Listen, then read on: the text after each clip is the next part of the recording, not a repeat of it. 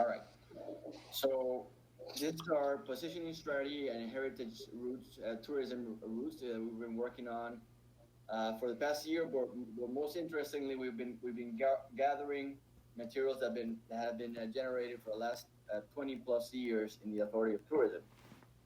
Our vision for 2025 is to project ourselves as a world-class sustainable tourist destination due to the extraordinary wealth and diversity of its natural and cultural heritage and the quality of our services. The brand promise we've been developing, and this was suggested by the consultant you met last time, Augusto Huescar, and we've been working with this in mind, and we like it very much. And it works on four basic pillars that are around the resources that we have in Panama: our culture, our nature, our beaches, and our Panama City, that goes together with our canal. And the promise is Panama, where everything has a story. And we believe that this is a differentiator that we have against or considering we compare ourselves to our neighbors.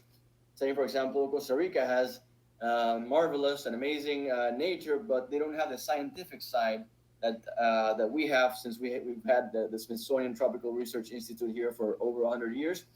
And you'll see later how our also our rich history and the rest of our culture and our nature in general, the interesting story it has to tell.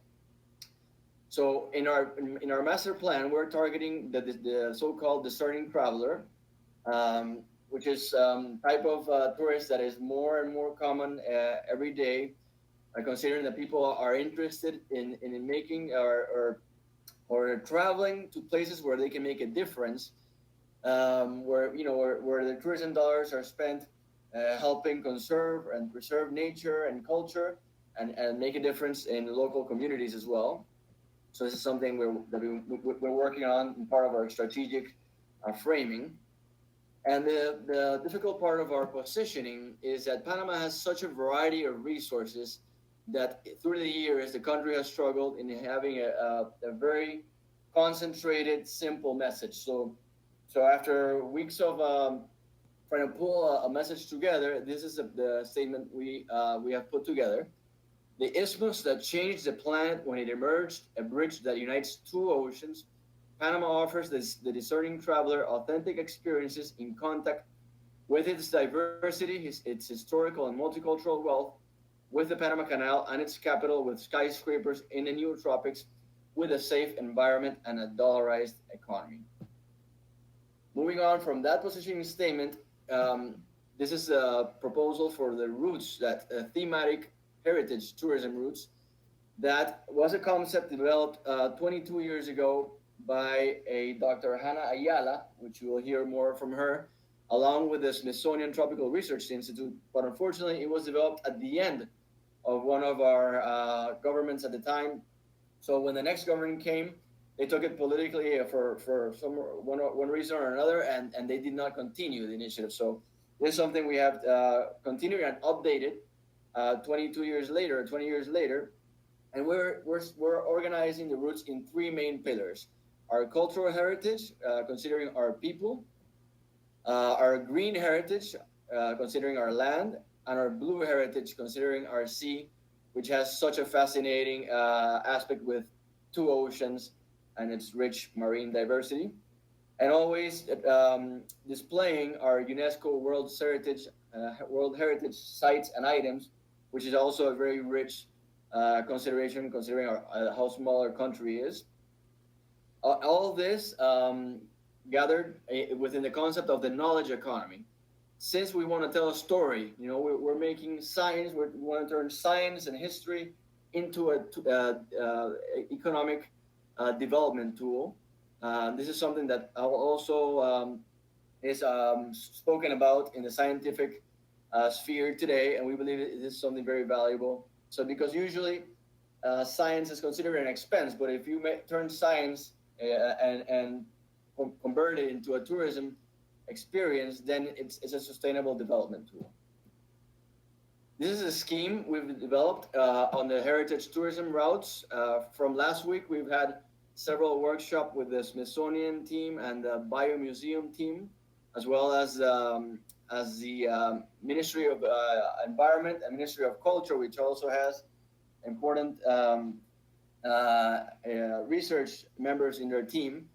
And you'll hear from this in the following slides. So just to briefly summarize it, as you can see in the orange, you have the cultural heritage. That's the story of how we are the bridge of the world, and how, because we are a bridge of the world, we have a melting pot of cultures. And then we have our green heritage and our blue heritage, each trying to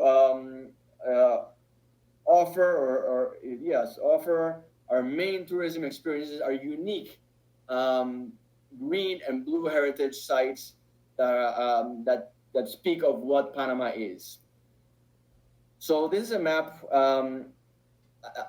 In a way, everything that we're going to show you in a while, it's very important that you always keep in mind how small Panama is and how short distances are.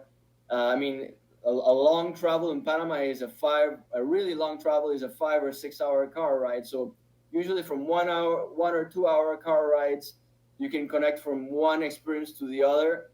So this is also very unique when we compare ourselves to our neighbor, for example, Colombia, which has also a very rich heritage, but distances are so much longer, and our infrastructure is very good. Also, in this slide, you can see that this government, led by President Cortizo, is developing a project called the Plan Colmena, or the Beehive project, which basically is trying to create economic development and social development in the poorest townships. So in gray, you have these. We've mapped these poor townships to cross them with the tourism heritage routes, as well as our main tourism destinations, and also our protected areas. So this is something we'll be speaking of, because we want to work together with the communities that have an opportunity of development. So starting with the narrative, with our cultural heritage, as we said, we have two main routes that we then separate into circuits. The first route is a bridge of the world. In the left image, you have the Bayou Museum. You'll see later that this tells a story of how Panama emerged and changed the planet.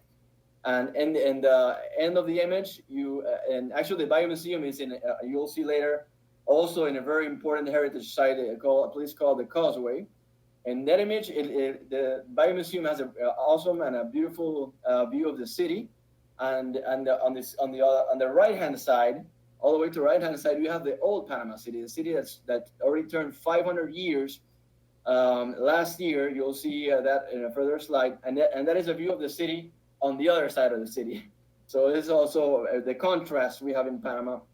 In Panama City is very interesting. And in the middle, you have the San Lorenzo World Heritage Site, which is also an amazing place where we can offer tourism experiences. So beginning with the first circuit, the isthmus that changed the world, we have something to tell the world that nobody else can say. Scientists believe, on the bottom side you can see, scientists believe that the formation of the Isthmus of Panama is one of the most important geologic events to happen on Earth in the last 60 million years. This is something that was studied by the Smithsonian and then replied in the NASA Earth Observatory site. So this is something, again, we need to talk, to project as part of our message. Then this is a few slides where the story of the Bayou Museum, that story that tells the Bayou Museum of how basically America had this empty void where Panama later came upon. So there used to be one ocean, and when Panama emerged, we basically created two oceans, changed the currents of the world, changed the climate of the world, and forever changed the biodiversity of the planet. And also a very important thing, and this connects with the green roots, is that Panama became the great American biotic interchange, or caused the great biotic interchange, causing this crossing between North American species and South American species. So Panama is sort of a natural hub, not only for people in the 21st century, but also since immemorial times, or at least over 3 million years, we've been also creating a land bridge for biodiversity. The Biomuseum in itself is a brand. It was designed by the world-renowned architect Frank Gehry. Frank Gehry is famous for many works. One of the most famous works is the Guggenheim Museum in Bilbao, which practically changed the economic development of that city in Spain. So this is the location of the Biomuseum is also very, very unique, and you'll hear more about this a little bit later. Continuing with the next circuit, you have the paths of treasures and pirates. So before this, Panama was a crossing point not only for biodiversity but also for pre-Columbian peoples. We're not even telling the complete story in this presentation. But when the Spanish installed their base in Panama, it was basically a hub. It's the same as we are today. So all the stolen riches from South America crossed through Panama, and obviously that attracted all the pirates, which stories you'll also hear later. And Panama is the oldest city in the Pacific Americas, and it turned 500 years last year. So we can still talk about we just turned 500 years, so we're basically still in the 500 years anniversary year. Also, within this circuit, we have the Royal Road and the Camino de Cruces, the crossroads. These two paths connected Panama City in the Pacific with these two forts, which are also World Heritage Sites in the Caribbean. On the left-hand side with the San Lorenzo Fort, and on the right-hand side, the Portobelo Fort. So these were basically the old roads before the Panama Canal existed, including the Chagres River, which was the fluvial part of the way, and also the dry. You have also the dry part. These are protected areas today. So imagine these are unique areas for ecotourism, as well as the amazing story it has to tell. The Afro-Panamanian history is also a story that people will want to hear, and it will be also interesting to tell. Then moving further into history, but within the same circuit, we have the Old Quarter. This is the most happening spot in Panama City because it is a UNESCO World Heritage Site, but it also has amazing architecture, culture, nightlife, gastronomy, religious tourism with beautiful churches. This history began when the Old Panama, Panama la Vieja, was sacked by pirate Henry Morgan after 1671. So it also has a very interesting history. So about our pirates and buccaneers, just to summarize, with some of our 16th, 17th, and 18th century pirates that covered our treasures include Mansfield Dampier, Olonois, Sir Francis Drake, who devastated Nombre de Dios and Portobelo, and Henry Morgan, which was the most famous of all. You can all remember Henry Morgan from Captain Morgan rum, famous in the U.S. So I'm sure that could be an item people know the name for several reasons in the U.S., which was one of our main markets. So these stories are always attractive for tourists. This story I always mention, but this is one of the areas in Panama that is in one of our indigenous areas. So you have to take a 4 or 5 hour boat ride. This one is not connected, but it's interesting on how the Scottish colony tried also to establish a hub in Panama, but they failed. After 10 years, they were defeated by disease. And also they were a little bit naive because the Spanish Empire was already established here. And after they failed, and the history says that they lost about 50% of the country's riches, they had to annex a few years later to the British Crown. So Panama impacted the Scottish history and British history as well. Moving to the next circuit. So after the Spanish, after we became independent for the Spanish in 1821, sort of our hub, we had a sort of an economic depression. But then when the gold fever happened in the western U.S., guess where the passing was done to go to the west coast of the U.S. Again, the East Coast the quickest route was to go through Panama through our famous shortcut, and and we had all sorts of people going to San Francisco on the West Coast, and with all the gold that was taken from there, again through Panama. So Panama became sort of a delinquent heaven. People, basically all sorts of crime was happening here. So within the stories we want to tell about this part of the history, we have this famous person that was brought by the railway company called Rand Runnels. He was hired to exterminate the bandits that plagued the Isthmian transit zone, and he basically remained silent for a few months, and one night or a few nights, he hung about 40 people, and then he disappeared. And after that, it is said that there was a lot less crime, and the railroad was able to continue the construction of the first interoceanic railroad in the world. And also another story that's very tragic is because we had so many workers from all parts of the world. There's a story of Chinese workers that committed mass suicide. Imagine, apparently the cause is believed because they were addicted to opium. So apparently the supply was cut at a moment, and they did this mass suicide. So this is a few of the stories that we can tell.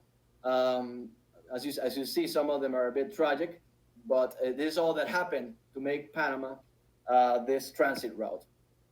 Also, in the Panama Canal, this is our most famous route. In this sense, the Panama Canal this is the most consolidated experience, and this is in Panama City. We have a visitor center, which is the most important one, and on the Caribbean side, we also have a visitor center. The Panama Canal is considered the greatest effort, or at least at that time, the greatest effort in history of humankind to transform in such a short time, such a large extension of land surface. All of this occurred during 40 years, because first the French tried to build a canal, but they basically failed because they sort of minimized, because they had built the Suez Canal, they minimized the diseases and all the hardships that they had to go through in Panama. Then the U.S. was successful building and inaugurating the canal in 1914, and finally passing to Panamanian hands in 1999. And now, thankfully, we've been able to manage this great route, and we built a second set of locks, which you can visit today in age. So also connected to the canal history, we have these causeway islands where the Bayou Museum is located. And in this causeway, not only the Bayou Museum is located, but the new Panama Convention Center, which you'll see later, holds up to 25,000 people, and our new cruise port. So this is a point that concentrates lots of attractions.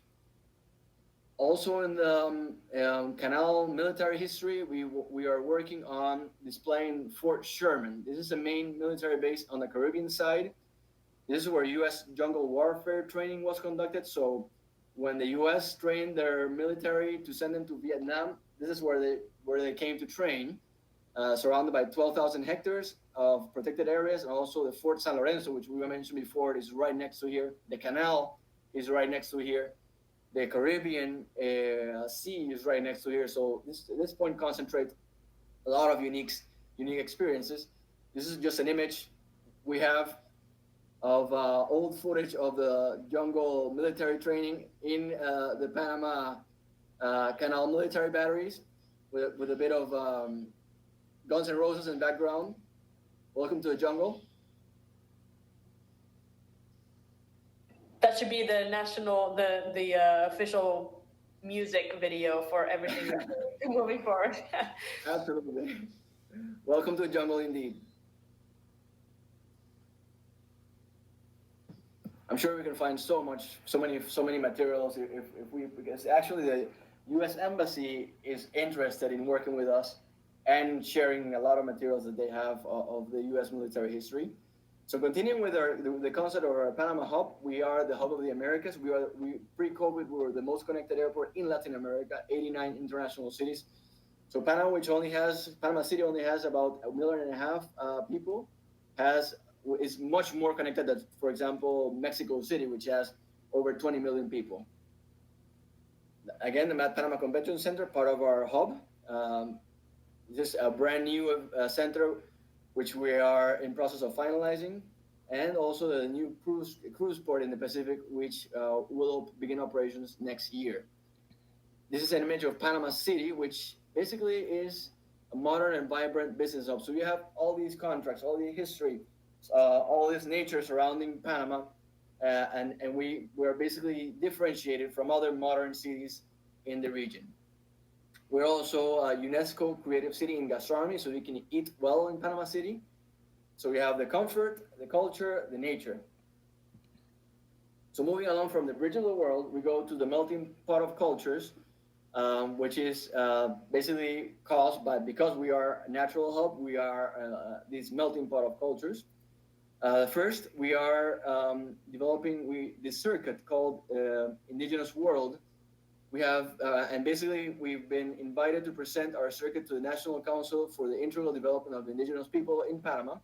So because they are so ceremonial and they have their own customs, this is very important to have their blessing to whatever we're going to develop to promote the indigenous areas.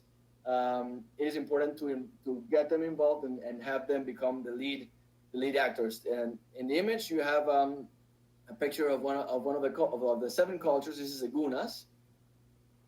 And also the indigenous culture, we want to begin with telling the story of our pre-Columbian indigenous history. We have this place, which is called El Caño. The National Geographic had the portrait or the front cover in 2011. Basically, these amazing golden and emerald objects were found there, and these excavations are being conducted. They're called the Golden Warriors.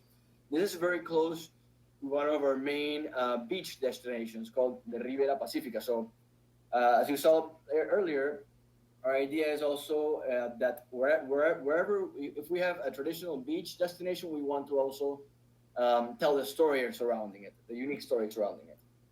So our Indigenous World route, our circuit, basically displays 7 Native American peoples that now live within our borders, each with their own language, history, and customs.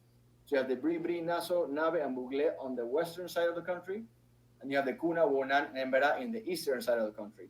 Again, each with their own unique items. This is a bit of a colorful mosaic we did in September in the airport. Basically, it's expressing a welcome message in each of the indigenous languages. So one of the things we could do to display this rich heritage. This is one of the indigenous groups. We have a king, a handful of native groups in Latin America that still has royal inheritance. So you can actually go, and if you're lucky enough, you can meet King Tito. We had the opportunity to meet him late last year. It was also very interesting. The second king I've met in my life. So from the indigenous people, we go to the Afro-Panamanian experience. This is also a very rich story to tell, because when the Spanish established in Panama, as you remember, we mentioned they brought slaves from Africa directly. So the rich African culture sort of also blended here, and they started telling their story with these dances and these ritual expressions that 500 years later have been designated World Heritage, intangible World Heritage item. So this is a very powerful also cultural element. And also it's in Portobello, which I mentioned earlier, that has other rich heritage to tell. Minister, what was the first king you met? That was the King of Spain. He was here for the 500-year anniversary of our Panama City, and we had the opportunity to meet him. Amazing. So moving along with Afro heritage in Bocas del Toro, which is one of our 8 main destinations in the country. Basically, this is the other the other Afro influence, the Afro-Caribbean, which also has the English influence. So these were workers that came to banana plantations in the early 1900s. So they have their identity with Calypso music, the architecture, gastronomy. So you'll see later what rich marine marine diversity Bocas has. So you connect the cultural heritage with the natural heritage to tell all these stories. And and I'm not displaying it in the presentation, but you also have Afro-Caribbean. We had also a lot of Afro-Caribbean workers in the Panama Canal. So the Panama Canal history also connects with the Afro-Caribbean heritage. This is a project we're doing in Bastimentos in Bocas del Toro to emphasize traditional architecture. We're basically painting this small island in the Afro-Caribbean colors. So this is something we can display and tell a story of actions we're doing. So from the Afro circuit, we go to the folkloric circuit in the central provinces. This is the sort of the Spanish colonial influence we had, a very, very strong influence. For example, we have this very beautiful pollera costume, which is basically an item of such pride for Panamanian women. Just to mention that one of these dresses takes months to hand knit and costs up to $10,000. And the ceremony of preparing the dress and getting dressed is something that takes hours. And I've heard also it's a little bit painful when you get all the headdress put on. So it's something that also can be portrayed as part of our rich heritage. And other items in the folklore circuit, we have this beautiful tradition that portrays community values. It's called the Junta de Embarra, it's called, forget the English word, I'll remember later. The Junta de Embarra is basically when the town used to get together to help a neighbor build their house. So basically everybody got together, some put the materials for the house, some put the food, some helped with liquor, and everybody had a big party since 7 in the morning, got drunk, and the house somehow remained and was well built, and everybody was happy and shared as a community. So this is an experience that is currently done, reenacting this tradition, which is actually being lost because people now are building more modern houses. Also, the sombrero pintado, which is a World Heritage item. One of these hats, which is hand woven, goes upwards of $1,000. It's a very beautiful and very delicate item of our traditional heritage. So moving from our cultural heritage, we now go to the green heritage. So our green heritage has the unique aspect that it connects the Mesoamerican biological corridor. So again, we connect with the world bridge of the world route. We have neotropical forests, and we want to portray the birding paradise or the bird's paradise. We have because the birding market is such an important market today. We believe we can offer a very, very unique experience in that sense. This is actually an image of Parque Nacional Santa Fe National Park. So starting with the experiences in our neotropical forest, we want to portray the Panama Canal watershed. So the Panama Canal is such an important part in an economy. It depends on having water, and water depends on having healthy tropical forests. So basically, you can have an experience hiking and having numerous tourism adventure activities in the Panama Canal watershed with all these national parks and protected areas that you have listed below. This is one of our experiences. You have the Rainforest Discovery Center. In the image, you see a birding tower. So you can go upward. This is half an hour away from Panama City. So you have comfort in Panama City, amazing food. You have the Casco, the old quarter, and you can take a half-hour car ride to go into the middle of the jungle and have this amazing experience on the top of the trees. The Barro Colorado is one of the Smithsonian Institute research stations where you can actually take a tour recommended or offered through the Smithsonian, and it's considered the most intensively studied tropical forest in the world. So that in itself is an important item. We're in the process of developing an alliance with the Smithsonian.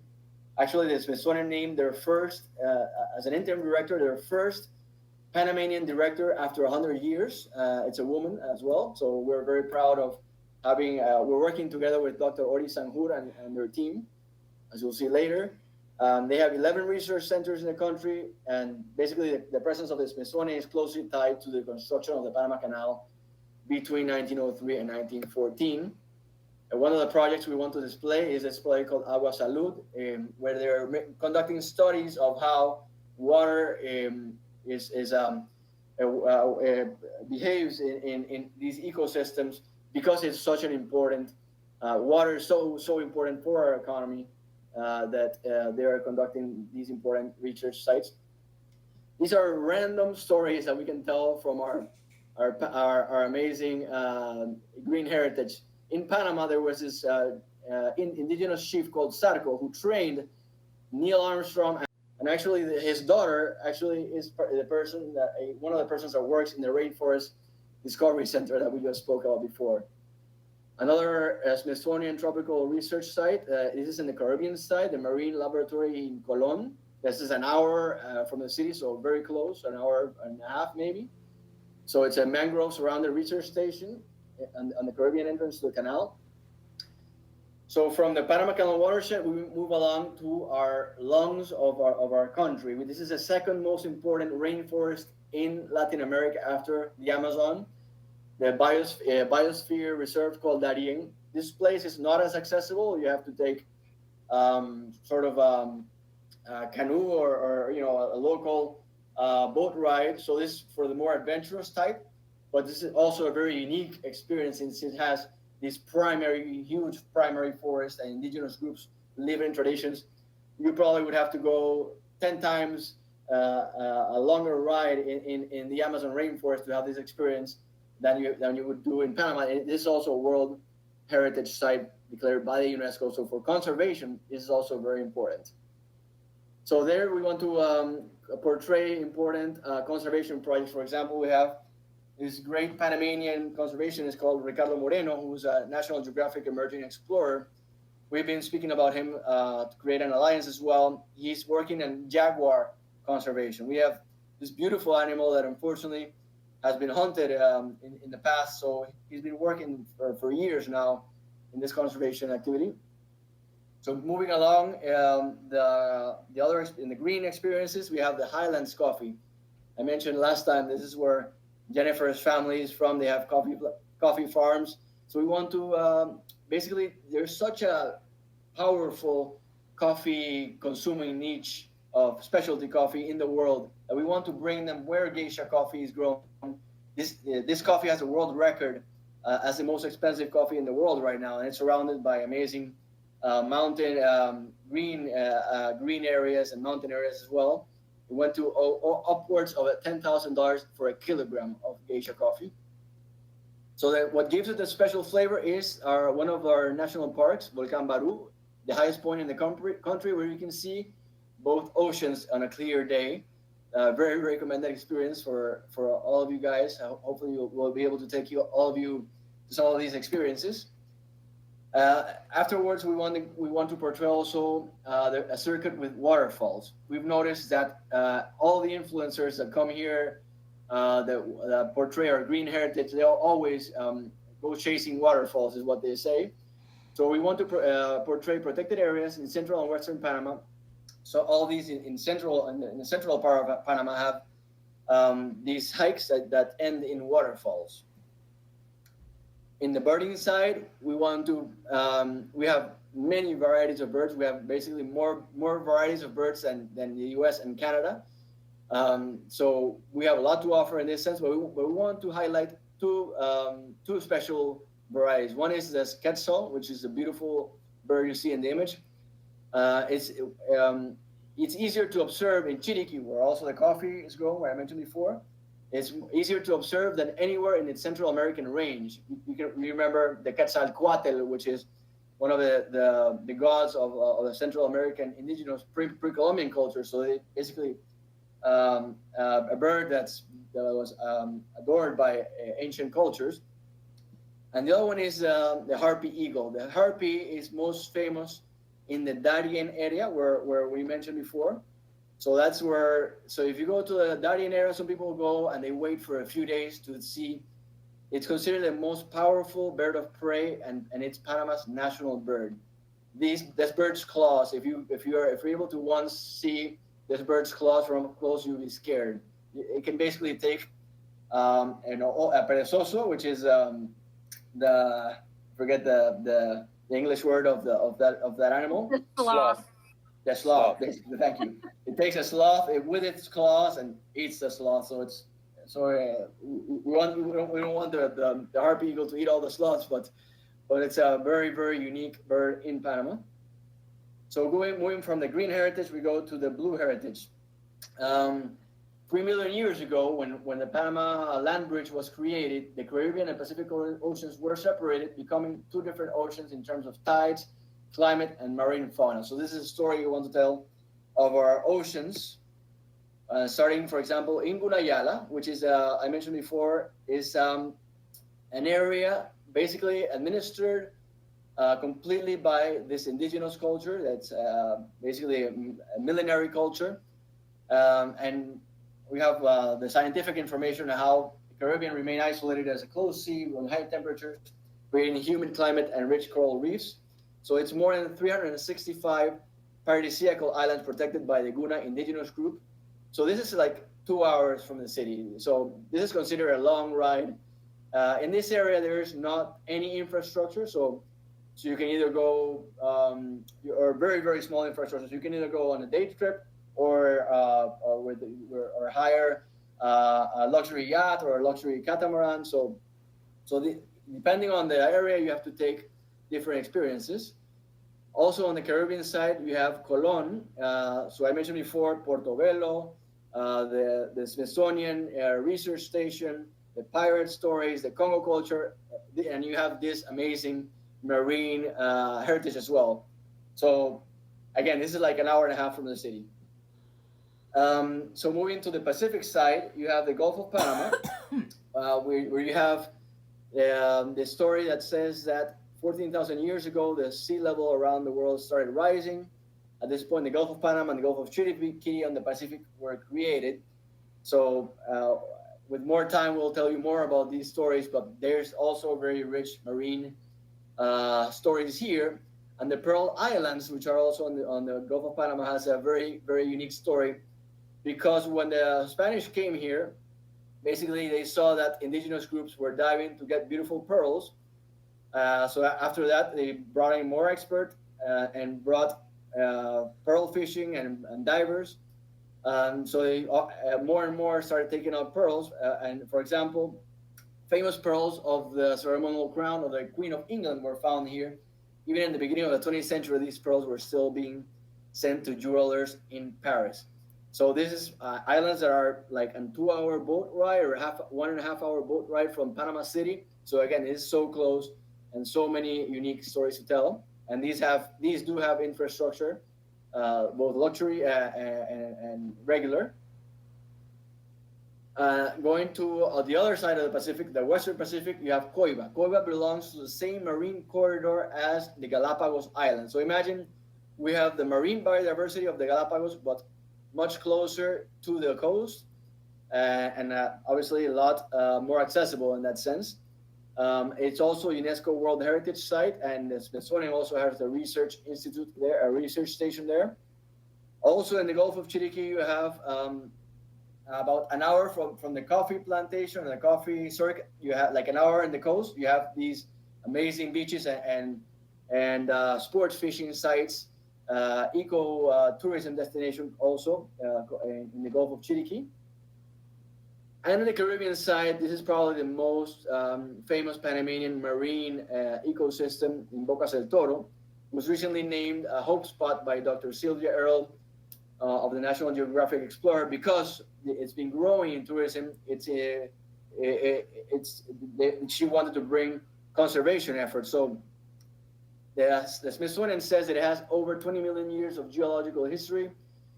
So when the island separated from the mainland due to sea levels rise, Bocas del Toro is a natural laboratory to study evolution, climate change, and human impact on Caribbean ecosystems. So you can eat well here. This is where we also had the Afro culture we mentioned before, and also right next to Costa Rica. So for multi-destination with Costa Rica, it's also very unique. This is basically a screenshot from the Smithsonian website, from deep time to real time in Western Caribbean ecosystem. So they have scientific diving program in Bocas del Toro through the Smithsonian. So all these are very, again, unique items we can portray. Continuing in the marine wonders and the marine experiences in Blue Heritage, we have 5 of the 6 turtles in Panama that are hatched.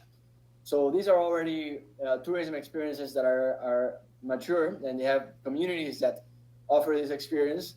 Very, very beautiful experience that recommend to anyone, any nature lover. And also what we call the giants of the sea. Both are seasonal, so parts of the year. You have the migrations of these giants of the sea, which is also a very beautiful experience to get to be able to see the humpback whales. And we want to display, for example, conservation by local communities. For example, we have in Veraguas, in the central part of the country, this town called Mata Oscura, which has volunteers of a community that take care of the turtle hatching. So they take turns to take care of their turtle hatching, so the eggs are not stolen. And also we want to display, for example, this study done by the Smithsonian.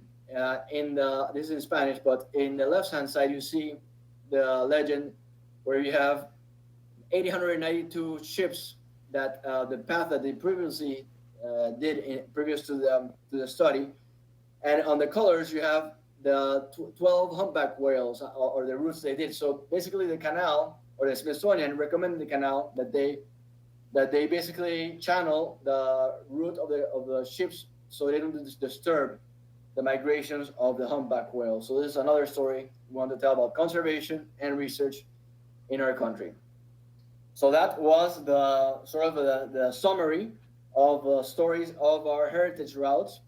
Trying to close the explanation, all of this is supported by the strategy that was developed 20 years ago that we took out of the drawer, and it's a tourism conservation research strategy. It's a virtuous circle where heritage tourism brings dollars that motivate research in these amazing heritage sites. Research creates awareness and knowledge. Awareness creates conservation or promotes conservation. And conservation obviously makes heritage tourism more sustainable in the long term. So we're also attracting investments, private investments to heritage sites. So private, what we call high quality from conservationists are able, for example, we have Islas Secas, which is an investment made by billionaire Louis Bacon, and he did it for conservation efforts. And he basically takes care of that area in the islands of the Gulf of Chiriquí. So we basically have the blessing of our president. When we brought Dr. Hannah Ayala after 20 years, she was very excited. She's a Czech scientist and she lives in California. We brought her in February, and our president agreed in reactivating the TCR Alliance. And we met post-pandemic as well with our president, and he reinforced his blessing on the project. So that this is the idea is that the Ministry of Culture, the Ministry of Environment, and the Secretary for Science and Research, called Senacid, and the Authority of Tourism would work together in the conservation and research efforts with the heritage routes. Again, this is the image we showed before. So with the communities, we are developing a pilot plan with 10 or 15 local communities that already have tourist experiences in heritage routes or within the heritage routes. This is a map of some of the indigenous communities, the Afro communities, and also the green and blue heritage sites communities. Our plan is we are also reactivating a sustainable tourism certification that was developed in the past government. We are in the final phase of certifying 17 businesses, but also a strategy with communities is to certify the communities, the local communities that are in the heritage routes. These are other items that we've been working in our master plan and considering for our strategy. We would definitely like to hear from the rest of the team how we can sort of include in the strategy. One of them, well, we're working on a local tourism campaign called Panama by Nature. This is very close to being launched. We also spoke within our team of creating audiovisual content that reinforces our positioning. For example, we spoke about maybe interviewing one of our indigenous cultures and getting their view on planetary health in relation to the 2020 pandemic. And also, I mentioned before that we started working with Elizabeth Linder in sort of at the beginning of the year on a project that we never were able to deploy, but it's still there, waiting to be deployed. That the idea was actually Elizabeth's idea to conduct weekly Facebook Live interviews with the Minister of Tourism of Panama to international personalities exposing Panama's fascinating history and unique biodiversity as a living laboratory. So, for example, the story of how Panama changed the world when we emerged, the stories behind our watershed, Panama Canal, the green heritage, for example, the birds of Panama, or the Barro Colorado Research Station, or we can interview Dr. Sylvia Earle from National Geographic, and personalities such as that. So this is such a bit of the roster of the people that have worked with us in the Heritage Roots team, including the Smithsonian team, the Guggenheim Museum, Ministry of Culture, Ministry of Environment, Senacit. We also met with the Vice Minister of the Indigenous Affairs of our government, the National Secretariat with the Development of Afro-Panamanians, and part of the team of the Authority of Tourism that has also been meeting. And to finalize, we have, this is sort of the bibliography of all the valuable historical information that has been developed by the Authority of Tourism in the last 20 plus years, most of which was not executed. So the time has come to finally put all these plans together for the benefit of our country. And we have an amazing team here to make this happen. So we are ready for you guys to let us know how we can make this happen in the international communication sphere. So that is it for today.